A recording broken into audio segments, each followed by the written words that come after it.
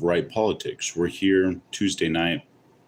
There's been a ceasefire from Iran, which was, of course, sparked by Donald Trump, which is for 2 weeks. But ever since the ceasefire has started, there has been a very prominent rebellious streak from the Iranians, just now sending missiles into Tel Aviv. So the ceasefire agreement was made between the United States and Iran, but Iran believes that it can continue to fire on Israel, not realizing the consequences of Israel being our strongest ally in the region and how it's going to backfire, no pun intended, on the Iranians. So, with that said, all eyes are on the Strait of Hormuz. All eyes are on who they personally believe is going to bring their country back into a civilized society, which currently the Ayatollah is not going to do that. It's going to be more of a independent leader who is going to rise probably amongst the civilian population or the crown prince. So, what do you guys think about that? Do you think that the crown prince is going to take control of the Iranian population and the country within this year? Do you think that he is just waiting for the Ayatollah to leave power? And do you believe that Trump is going to facilitate that?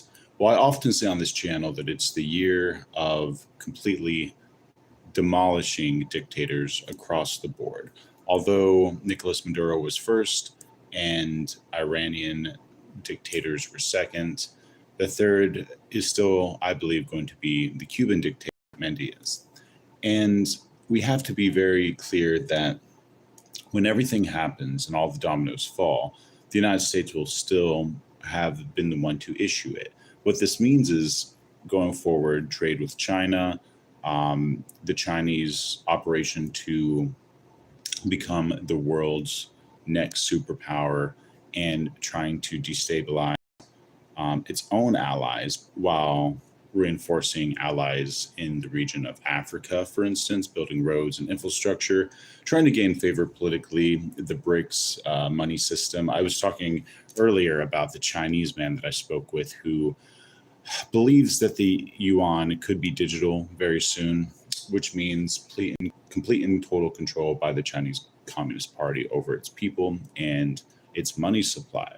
Doesn't sound like too much of a freedom-loving, superpower to me, especially if they can delete money shortly after they send it, after you earn it, I should say. So it's always going to be democracy versus a dictator-style government. Don't want to use the word fascist; it's way overused. But the only countries that have completely gone bananas are, of course, North Korea, places like Cuba, places where there's still human slavery. And China's just always going to take advantage of the vulnerabilities of these states that are economically desperate, including places in Africa. I don't personally believe that the BRICS agreement is going to be the next world currency, or in the same way that the yuan, I call it the yuan, whatever they call their Chinese money. Apparently, I pronounced it wrong to this Chinese gentleman I spoke with as well. Yuan. Anyways, I'm so adamant that President Donald Trump is doing the right thing with Iran and that people are always going to be angry at him regardless of what he does, but he's looking out for the safety of individuals and he's looking out for the safety of the future of America. Who's going to replace Donald Trump? We don't know. A lot of people are speculating that when Trump leaves office at the end of 2028, that it's going to be either J.D. Vance or Marco Rubio, which I think they are both a great choice. Even if it's Vance Rubio or Rubio Vance, which I think that Vance would actually run again for vice president, but there's no limits. So you can run and be vice president as long as you want and as many times as you want, even through different administrations. But Marco Rubio has been a rising star in the Republican Party. He has been someone that has taken a lot of leadership roles in multiple decision conquests, including Cuba.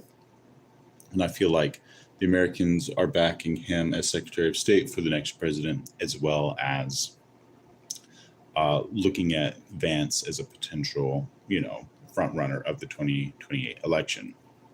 Now, the liberals that I spoke with yesterday, there's this one lady, she was like 72, and she was telling me that she is wanting Gavin Newsom to run for president. And this is someone who I was just casually talking to yesterday. She was, a leftist liberal living here in Nashville. And I always thought it was absurd. I always thought that it was fake news that you have a population of people who want Gavin Newsom to be president, even though a lot of people consider what he's done has been disastrous in California. But yeah, liberals, especially very young liberals and very old liberals, not as much the middle age, are looking at him as wanting him to be the nominee in 2028. So it's just a common sense play. What this lady was telling me is that the reason why Kamala Harris was not elected was because men were afraid of a woman being president. And to me, that's kind of ridiculous. She was talking about how she lost among African American men and how she lost against Hispanic women. And she couldn't figure out why. And I didn't argue with her too much about it. But yeah, she was like, well, it's just because they're afraid of a woman being president. And the amount of delusion to think that Kamala Harris would have been a good nominee, even from the beginning, she didn't have enough time to set up a campaign, and she didn't go through the natural democratic process. So there's a lot of reasons why she didn't win. A lot of people are assuming that when a woman becomes president, she will have been a vice president first, and that Kamala Harris definitely fit all those boxes and checked all those boxes. But the idea was that she was just not a strong candidate, and that is what I currently believe.